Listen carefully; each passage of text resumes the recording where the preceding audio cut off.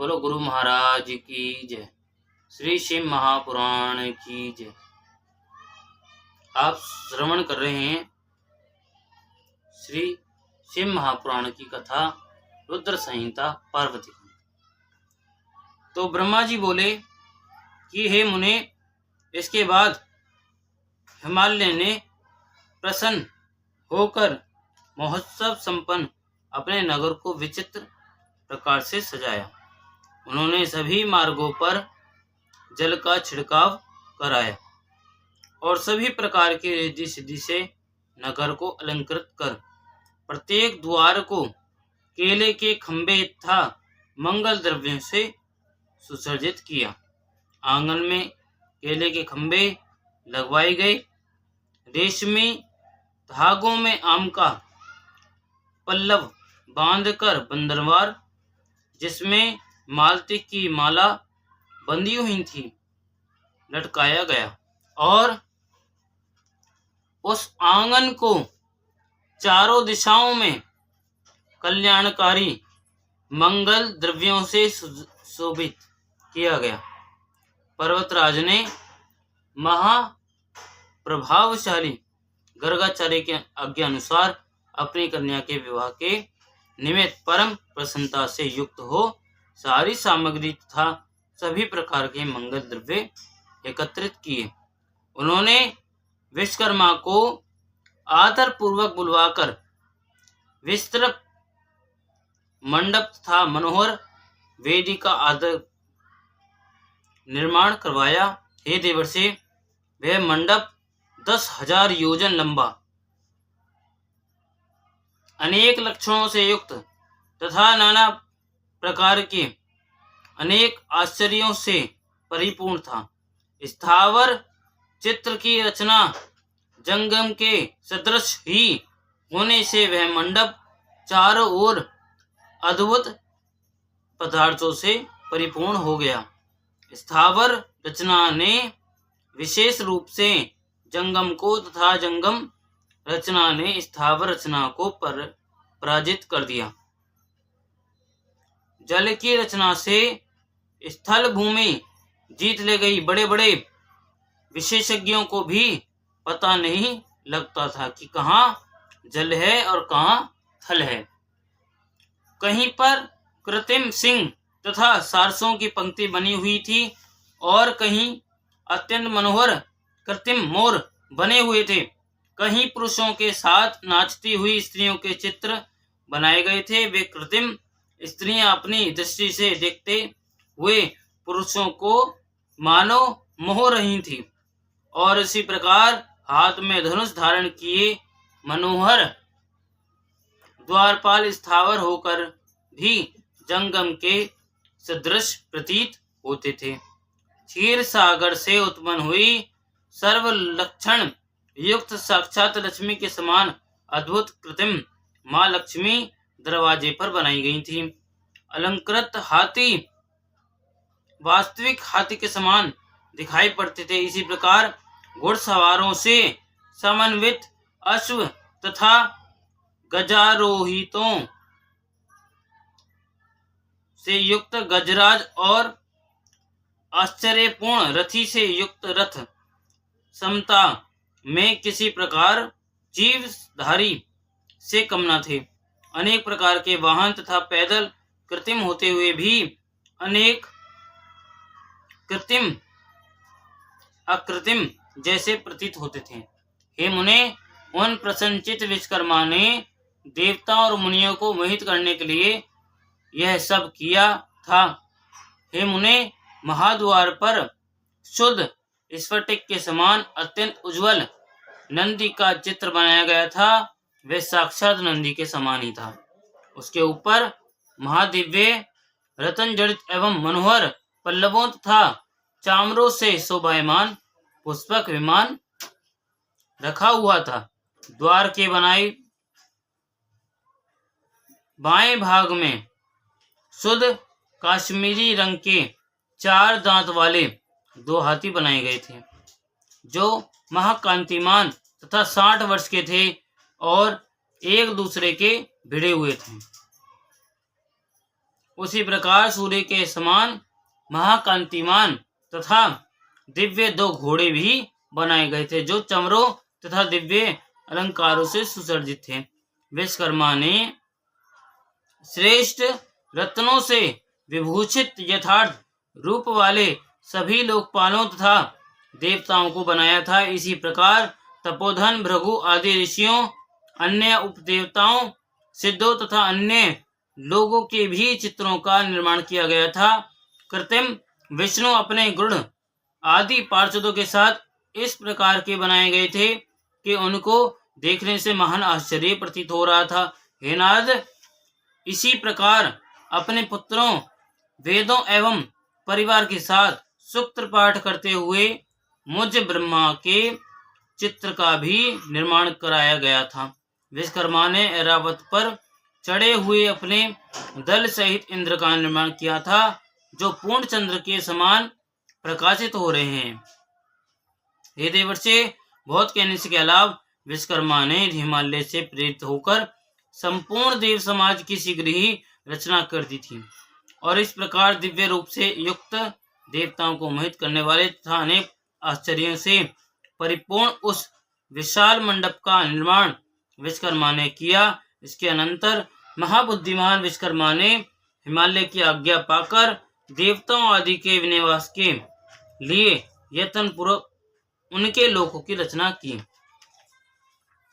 विश्वकर्मा ने देवताओं को सुख देने वाले, अत्यधिक प्रभाव वाले, परम आश्चर्यकारक तथा दिव्य मंचों का भी निर्माण किया। उन्होंने ब्रह्मा के निवास के लिए क्षण भर में परम दीप्ति से युक्त अद्भुत सत्यलोक की रचना की, और उसी प्रकार उन्होंने विष्णु के लिए वैकुंठ नामक स्थान क्षण मात्र में बनाया, जो अति उज्जवल, दिव्य तथा नाना प्रकार के आश्चर्य से युक्त था। उन विश्वकर्मा ने संपूर्ण ऐश्वर्य से युक्त अत्यंत अद्भुत, दिव्य तथा उत्तम इंद्र भवन का निर्माण किया। उसी प्रकार उन्होंने लोकपालों के लिए सुंदर, दिव्य, अद्भुत तथा महान ग्रहों की प्रीतिपूर्वक रचना की। उन्होंने अन्य देवताओं के लिए क्रमशः विचित्र ग्रहों की रचना की। शिव जी से प्रार्थना कर वर प्राप्त करने के कारण महाबुद्धिमान विश्वकर्मा ने क्षण भर में शिव जी की प्रसन्नता के लिए सारे स्थान का निर्माण किया। उन्होंने शिवलोक में रहने वाले परम उज्ज्वल, महान प्रभाव वाले, श्रेष्ठ देवताओं से पूजित, गिरीश के चिन्हों से युक्त तथा शोभा संपन्न शिव ग्रह का निर्माण किया। उन विश्वकर्मा ने शिव जी की प्रसन्नता के लिए इस प्रकार की विचित्र, परम आश्चर्य से युक्त तथा परम उज्ज्वल रचना की थी। इस प्रकार यह सारा लौकिक व्यवहार करके वे हिमालय अत्यंत प्रेम से शिव के आगमन की प्रतीक्षा करने लगे। हे देवर्षि, मैंने हिमालय का आनंददायक वृत्तांत पूर्ण रूप से कह दिया। अब आप और क्या सुनना चाहते हैं? तो नारद जी बोले कि हे विष्णु शिष्य, हे तात, आपको प्रणाम है। हम लोगों ने आपसे यह अद्भुत कथा सुनी। अब मैं शिव जी के वैवाहिक चरित्र को सुनना चाहता हूँ, जो परम मंगलदायक तथा सब प्रकार की पाप राशि का विनाश करने वाला है। मंगल पत्रिका प्राप्त करने के बाद महादेव जी ने क्या किया? परमात्मा शिव जी की वह दिव्य कथा सुनाइए। ब्रह्मा जी बोले, हे वत्स, हे महाप्राज्ञ, महादेव जी ने मंगल पत्रिका प्राप्त करने के पश्चात जो किया, भगवान शंकर के उस यश को सुनिए। विभो, शिव जी प्रसन्नता पूर्वक मंगल पत्रिका ग्रहण कर जोर से हंसे, और उन्होंने प्रसन्नचित होकर उन लगन पत्रिका लाने वालों का बड़ा स्वागत सम्मान किया। उन्होंने उस लगन पत्रिका को सम्यक पढ़कर विधि विधान से स्वीकार किया तथा उन लोगों को आदर से बहुत सम्मानित कर विदा कर दिया। उन्होंने सप्तर्षियों से कहा कि आप लोगों ने यह परम कल्याणकारी कार्य ठीक से संपन्न किया। अब मैंने विवाह स्वीकार कर लिया है, अतः मेरे विवाह में आप लोग अवश्य आइएगा।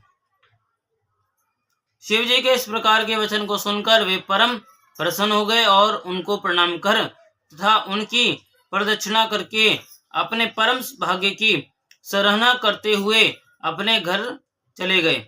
हे मुने, तब महान लीला करने वाले देवताओं के सहित देवेश्वर प्रभु शिव जी ने लौकिकाचार का आचरण करते हुए शीघ्र आपका स्मरण किया। उस समय आप अपने सौभाग्य की प्रशंसा करते हुए बड़ी प्रसन्नता के साथ वहां आए और हाथ जोड़कर सिर झुकाकर विनम्रता से उन्हें प्रणाम करते हुए बारंबार जय शब्द का उच्चारण करके आपने उनकी स्तुति की। हे मुने, उसके बाद अपने भाग्य की प्रशंसा करते हुए शिव जी से आज्ञा प्रदान करने के लिए आपने निवेदन किया। हे मुनिवर, तब प्रसन्नचित होकर लोक की गति को दिखाते हुए शुभ वचनों से आपको प्रसन्न करते हुए शिव जी कहने लगे। भगवान बोले, हे मुनिश्रेष्ठ, मैं जो कहता हूँ उसे प्रेम पूर्वक सुनिए।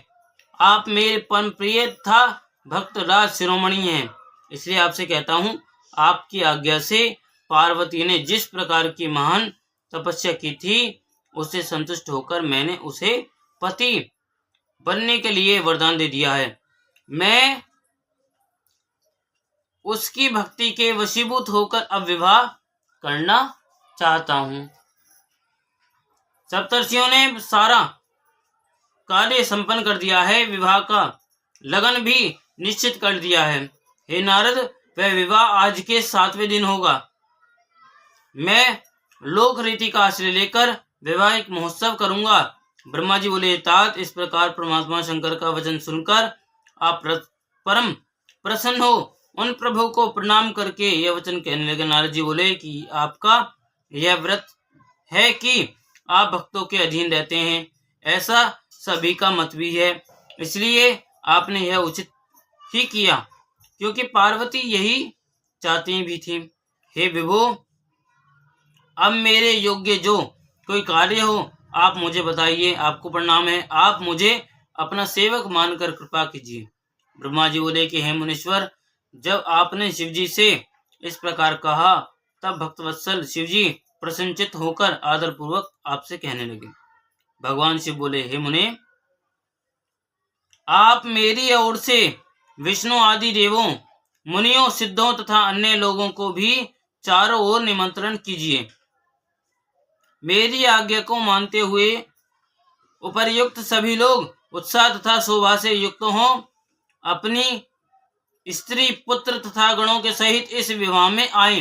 हे मुने, जो इस विवाह उत्सव में सम्मिलित नहीं होंगे उन्हें मैं अपना नहीं मानूंगा, चाहे वे देवता ही क्यों ना हो।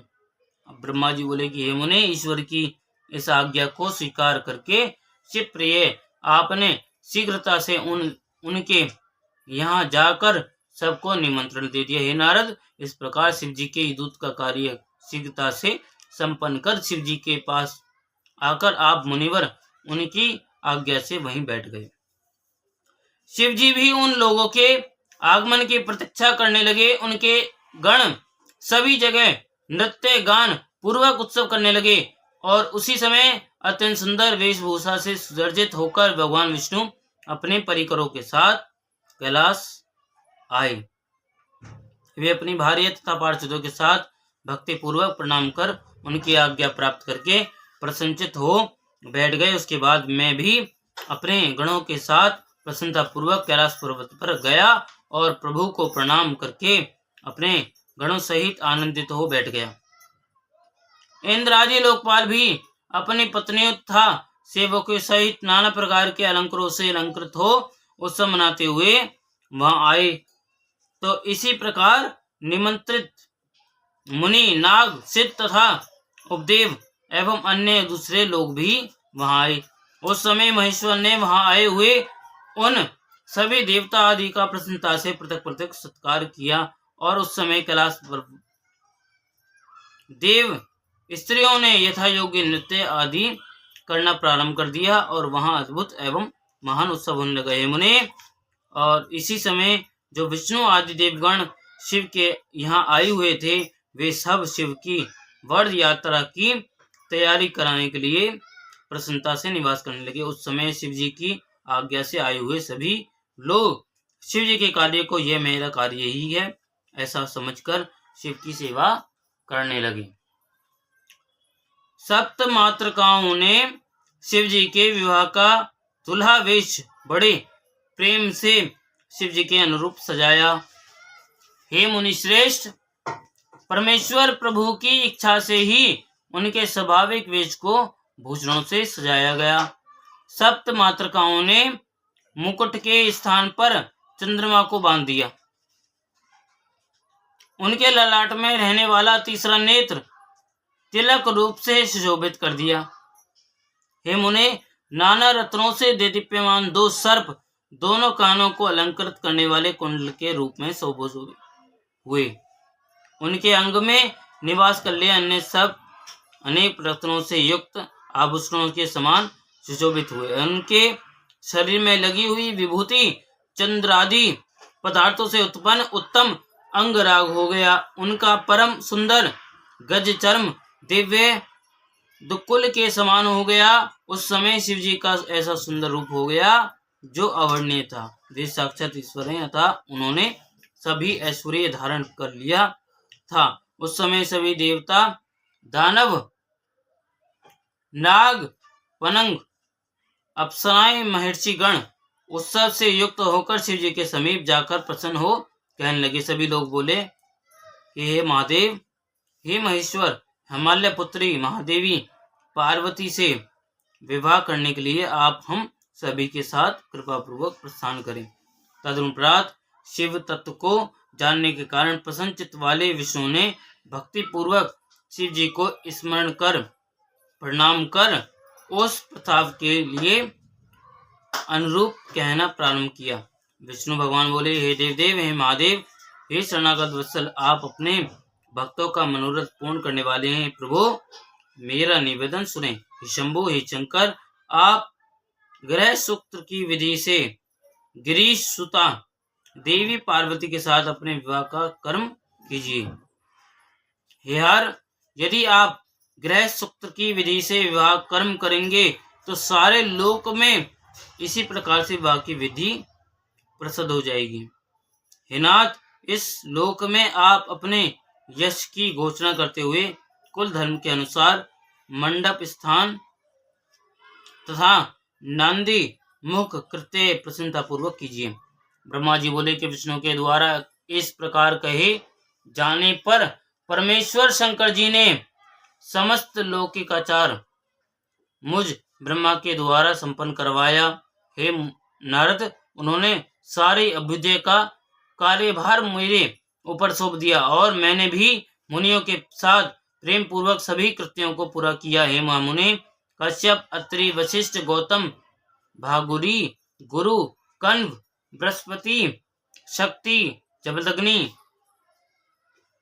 पराशर, मार्कंडे, शिलापाक, अरुण पाल, अकृतश्रम, अगस्त्य, च्यवन, गर्ग, शिलाद, दधीचि, उपमन्यु, भरद्वाज, अकृतवर्ण, पिपलाद, कुशिक, कोत शिष्यों के सहित व्यास, ये तथा अन्य बहुत से ऋषिगण शिवजी के समीप आए और मेरी प्रेरणा से उन्होंने विधिवत क्रिया संपन्न की।